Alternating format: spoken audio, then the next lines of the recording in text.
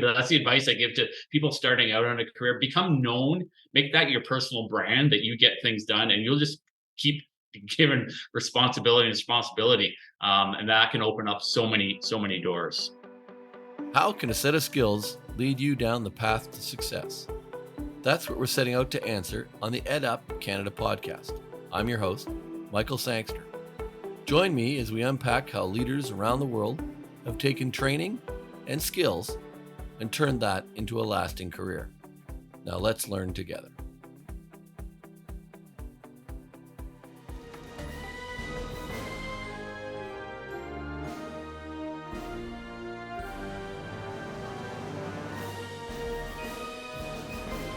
Hey everybody, welcome back to the Ed Up Canada podcast. We're here for another edition of this brand new podcast focused on learning more about post-secondary education in Canada.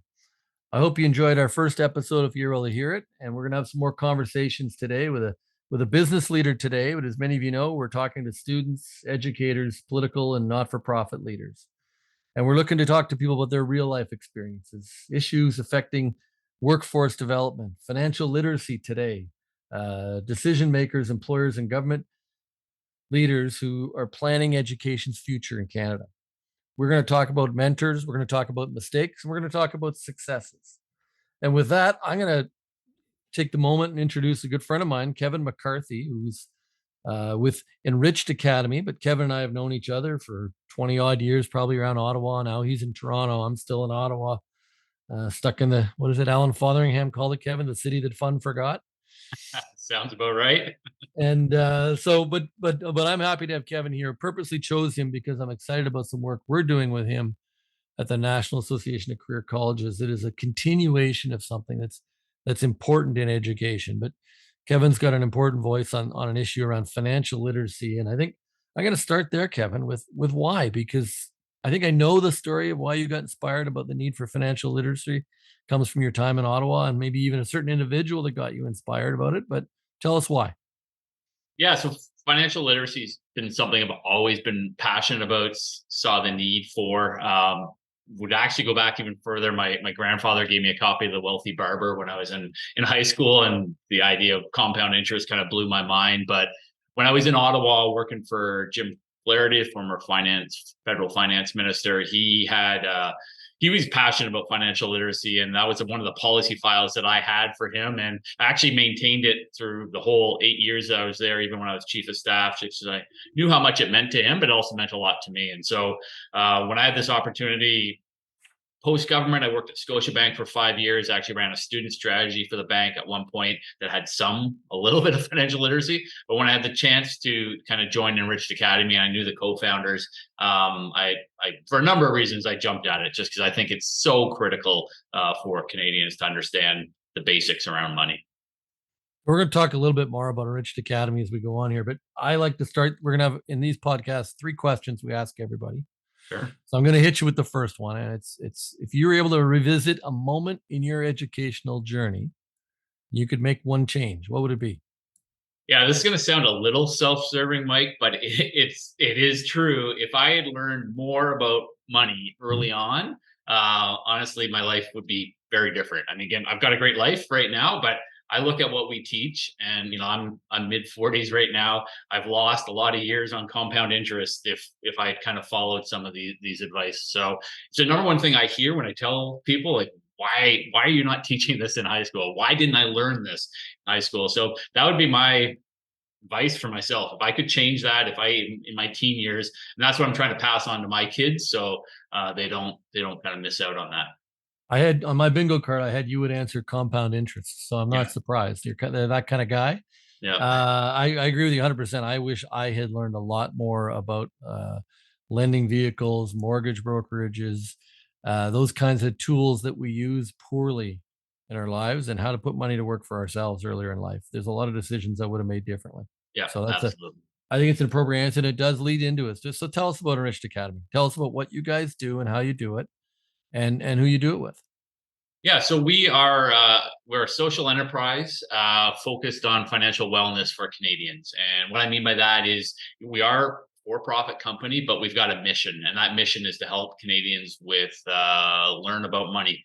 And we've got online courses, we've got webinars, we do live events, and we also provide coaching. So we are a Canadian company based out of Vancouver, although our offices, we don't have a headquarter. We're virtual. We were doing this before COVID made it acceptable to do this.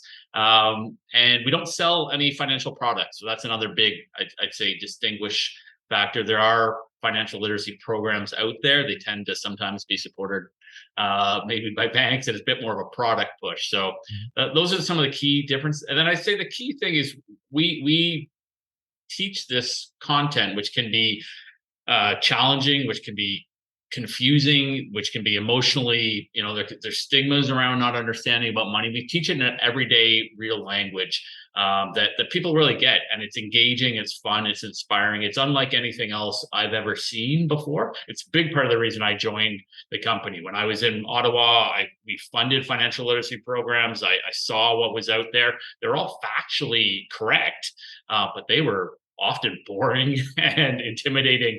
So I think that's one of the big differentiators. If people come through our program or come to one of our live events, they'll see that we bring a certain energy to what can sometimes be a pretty dull topic of money. And you guys teach the teacher too, right? You try and broaden out that network of people, so you're not just teaching the person in front of you. Absolutely. And I think that's one of the things, like, we've got very engaging content, but we learned early on, you need to teach the teacher. You need to have this as part of a process that the students go through, or even the adults go through, because I like to say financial literacy is one of the easiest things to procrastinate on. Everyone knows they need to know this, but I'll do this when I'm older. I'll do this when I've got a better job. I'll do this when I've got a job, right? And as we said in the first question, the earlier you understand this and can start putting these principles into place, the better. Okay, let's go back to you. Your own career, your own path. I know you from politics. I've known you since. Forgot about the time with Scotiabank. But if you're going to look at your own career, what is kind of your own career path? What has surprised you the most? What are some of those decisions you've taken that have really paid off? Yeah. Well, I guess in terms of what surprised me the most is honestly the variety of jobs I've had. And that if you asked me in high school, I wouldn't have known almost any of these jobs existed. I didn't know you could have a career working for a politician. I didn't even think about it, that there's just, people supporting the back rooms of politicians. And I spent 10 years between Queen's Park and Ottawa in fascinating jobs, but I didn't even really know those existed when I was in high school. The job I'm doing right now didn't exist, right? So I think that's one of the most surprising things. The job I had at the bank, I was at Scotia for 5 years. I just thought of the banks as these brick and mortar kind of, the branches that you'd go to, but there's a variety of careers you could have, and they're fascinating within a bank. So that's for me been one of the biggest surprises and positive surprises, because I've had a variety of different roles. I think they've all led to this place, and I've built on what I've done in my career in that way. But that's been probably one of the biggest surprises I've found in my career. Well, you got a career highlight, like that something that was that moment in time. And I'm going to suggest I think it's best if you and I stay clear of the income trust decision the Harper government took that so impacted my former employer that we joke about every time we meet.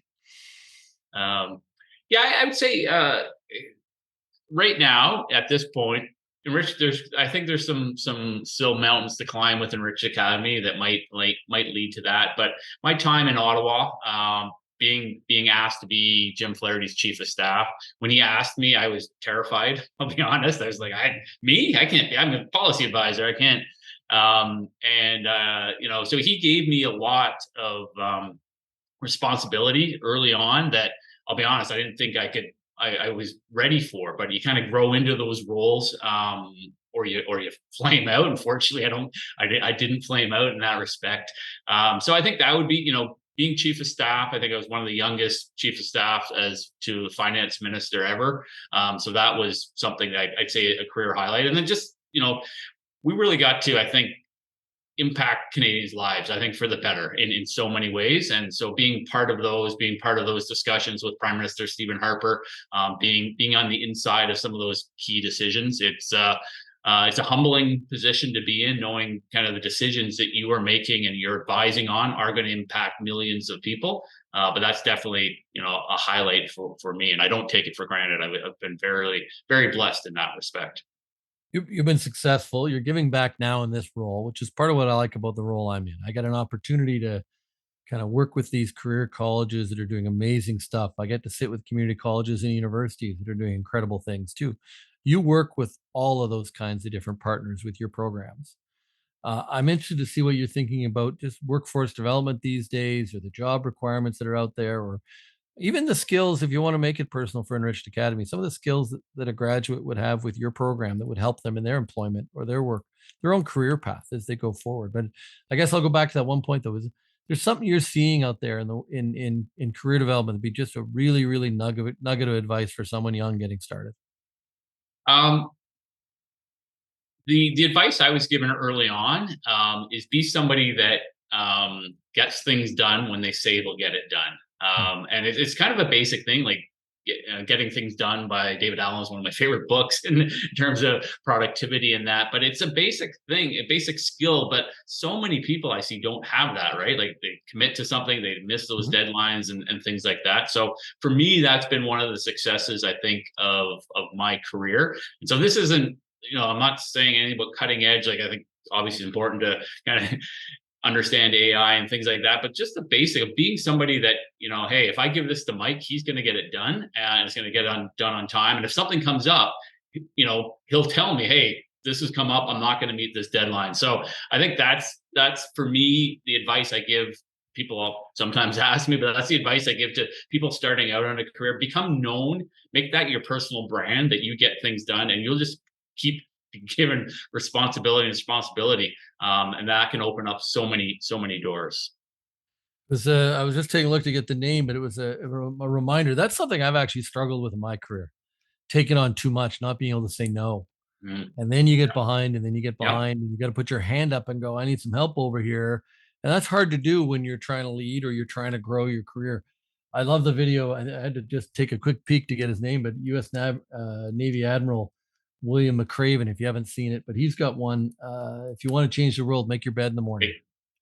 You've seen I, it. I've shared that with my kids. I Yeah. haven't quite been successful there, but I Yeah, love they that. didn't get the message. I had the same problem. They didn't quite get the message that was if you do one good thing, no matter how bad your day is, we come Yep, home to a freshly made bed, already you had a done. good day. And it's just a reminder to do one thing at a time, one thing at a time, one thing at a time. So I think that's valuable advice. Um, you've spent a lot of time around the education sector. Any thoughts or anything you want to share about the sector in Canada, where things are going from your own perspective, dealing with colleges, universities, and career colleges? Yeah, look, I'm excited about where things are going. One thing I'll say that I'm encouraged by is that there's an openness to more than just, I would say, the traditional university. Like I went to Queens.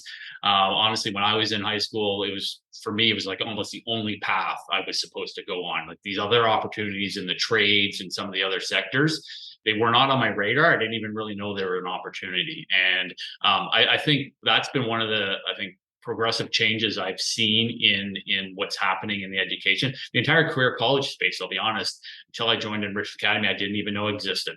Mm. And the work that I see that so many of your schools and so many of our partners are doing to improve the lives of their students is amazing. And so I think that I would say is something that for me in the last 5 years has been kind of a bit of an eye opener in terms of the trades. And I'm encouraging my kids to look at other opportunities. They may well go to university if that's what they want to do, but the trades is an unbelievable option right now, and the need out there Truck is, driving. yeah, exactly. Take a 1 year cybersecurity course at one of our institutions across Canada, or at a community college or a university, but you can get to work in a year and make significant income. We're seeing truck drivers making over $100,000 a year, and we're looking for tens of thousands of them, and that's not going away. I agree with you. Those are great career paths that people can take. Until I took on this role, I had no idea, absolutely no idea. What led you to Enriched? How did you end up there? You said you knew the guys, or it's an interesting move to go from a bank over there. Yeah, that's what I had a few people ask me. I was going from Scotiabank, and a very good role there that I had, and I think there was a real opportunity to grow there. But I joined Enriched for a couple of reasons. One, Kevin Cochran, who's a co-founder, is a friend of mine. He'd been lobbying me for some time to join him, and the timing was just right in terms of they kind of were on the cusp. They had a few partner schools, a number of your schools were partners, and I could see where this was going. It was also something, as I mentioned earlier, I was passionate about. I liked my time at the bank, but this was something, it felt again like I was getting back into public policy, and there was a mission behind what we were doing. We were helping Canadians. And it was also a chance to really be in on the ground floor. When I started 5 years ago, there were 5 of us. So I was leaving Scotiabank with 80,000 employees and joining a startup really at that point. But it has really taken off, and I've been so excited and blessed to be part of this.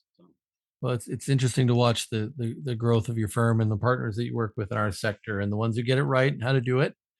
They're giving a real reward to these international students and to our Canadian students that are attending our institutions. It's a good education. I put my kids through it too, and they've enjoyed it. So, Great.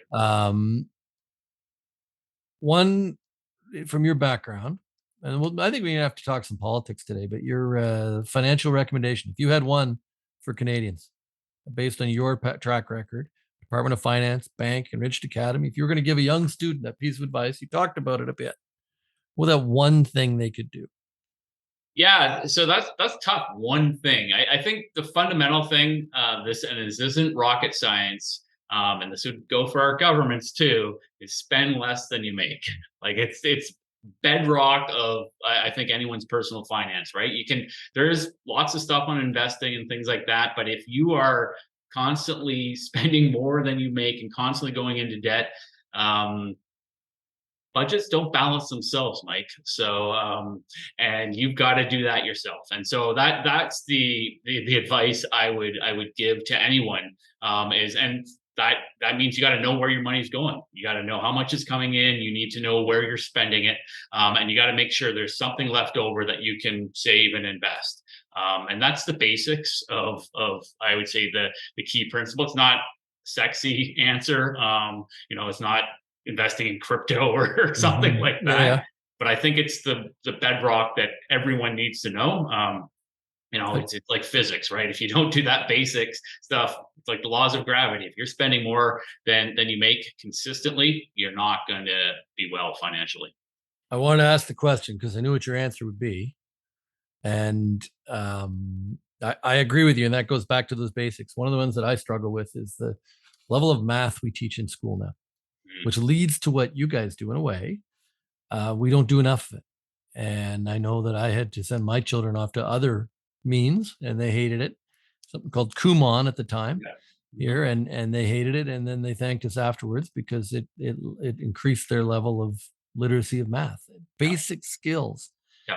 We should be teaching basic literacy skills, which you guys are doing in high schools in some places. I've noticed Saskatchewan and other provinces. You're doing work right in the provinces. Yeah, so we have 3 provincial partnerships: Alberta, Manitoba, and PEI. And then here in Ontario, we're in 20 different school boards. Last year, we reached 230,000 students across the country. So very excited about where that's going and growing. So I ask one more question for you that we ask everybody. Could you share with us the one person who had the most impact on your life or your career? Not family. Not family, yeah. Well, on the career side, I mean, this probably isn't a surprise, but it's Jim Flaherty.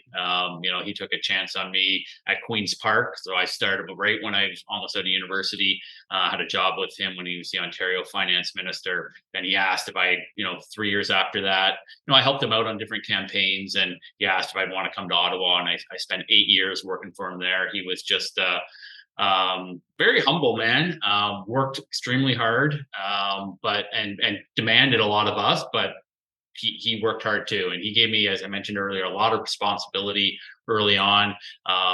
For somebody that was interested in business and politics, you couldn't pick a better place to be. The connections I made with business leaders and others was second to none. And so, he had an amazing impact on my career and my life. And I'm forever grateful. He's one of those guys that everybody in Ottawa has a story about. If you're Absolutely. around the political world, and it spoke to his ability to work across the aisle and be a decent guy across the floor to everybody. I've got a few stories, but there was the World Juniors were in Ottawa one year, and we had a suite. TELUS was sponsoring the event, and he wandered down one between periods and had a beer with us, chatted for a while, sat down, watched the end of the game, stayed there. He just had a couple of tickets, and he had a buddy each game, and they were sitting up in the last row of the arena, and he kind of said, "Do you mind, your box is empty for a lot of the afternoon games?" And I said, yeah, come on. But he sat with us for the rest of basically the next 10 days. Always had paid for his own ticket, but he'd just sit down and he'd go out in the hallway and get his own beer, or he'd go out and get his own hot dog, because he didn't want any appearance of anything impropriety, but he just wanted to be a guy watching the hockey game. Had some of the greatest chats with him. Real, true public servant. A lost our nation when we lost him. Yeah, no, absolutely. And that I hear that all the time, right? Like and people preface it, say, I'm no conservative, but Yeah. I love that man. And I've got stories, I still hear it, right? I still hear it today. And that everyday aspect, I think that's part, I mean, I don't think I would have worked with somebody for 10 years if, there wasn't that obviously connection, but that every day, like took the GO train in from Whitby to Toronto all the time because it was just more, it was easier for him than getting his driver to take him, right? Like that's the everyday side of him. So, But it was not an appearance. It's who he was. yeah. Yeah, you were lucky to work with him. Any last messages for people around the education system? We're more focused on what you're doing with students to support them today.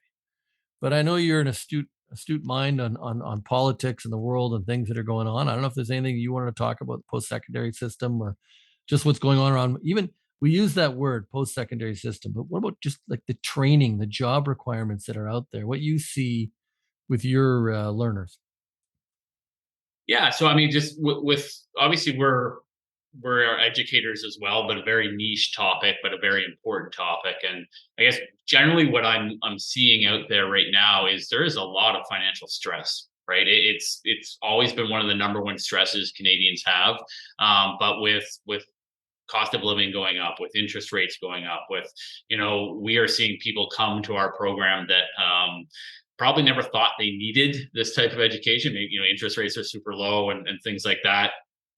That hasn't lasted, right? And so I would say that's been in the last year or so. Like I run our education division. It's a big focus of mine, but I'm being pulled much more into what we're doing with employers and employees just because of the financial stress. So I'm covering both sides. We're talking with a lot of your member schools now about their staff, right? Like we want to create a financial wellness culture. So it's obviously for your students, but it's also for your staff. Your schools can't keep giving raises to match inflation, right? It's just not possible fiscally. So our program can kind of help with that. So anyway, that's one of the biggest themes I'm seeing, and I don't think this is something. We went for a long time without inflation. I don't think we're getting back to those 0% interest rates ever, but definitely not anytime soon. You did say earlier the budget would balance itself, though. So that was good to hear that you were endorsing that kind of a theory of the world. You may have said the opposite. I'd have to go back. We'll have to go back and check the record. You may have said the opposite, and that was a little subtle dig you did get in, I noticed. Yeah, you didn't even respond. I was impressed. Yeah, no, we don't have to react to every comment. Kevin, I appreciate you being here. This is something new we're getting started on. I appreciate you being one of our earlier interviews. I think we're going to create an important conversation around different topics that are important to students. And if one student hears this, if one administrator, if one leader hears this and goes on a different path on their own financial literacy, their own financial wellness, as you said, I think we've had an impact, and that's what it's all about. One of my mottos in life is to leave footprints. And I think your organization is leaving footprints where you go. You're having an impact, and that's important. And it's a good impact. So I appreciate you making the time here and joining us today. I look forward to the next chance. Anything last thoughts before I wrap up? No, I just Mike, thanks for having me on here. It's a privilege and an honor, and just thanks for the work that you're doing and your member schools are doing. It's a real privilege of ours and Rich to be partnered with so many of your schools. It's really been kind of the foundation of where we were able to start and launch. And now we're working with all sorts of other schools, but that a big start of our launch has been career colleges across Canada, and the work that they continue to do to help their students is, and it's great to just be able to partner with that. I appreciate the kind words. I think what you guys are doing is amazing, and when I see you teaching employers, when I see you guys into high schools, it's quite heartwarming to see the impact you're starting to have. You can see the growth, and it's fun for us to be a part of it, and we look to be more of a part of that. So we'll wrap it up there, folks. Thanks for listening to another episode of the Ed Up Canada podcast. We release new episodes regularly, so make sure you hit that subscribe button so you know when they are officially out. If you love this episode, please leave a 4 or 5-star review wherever you listen to your podcasts so that others can also discover how a set of skills can lead to success. Thanks for learning with us.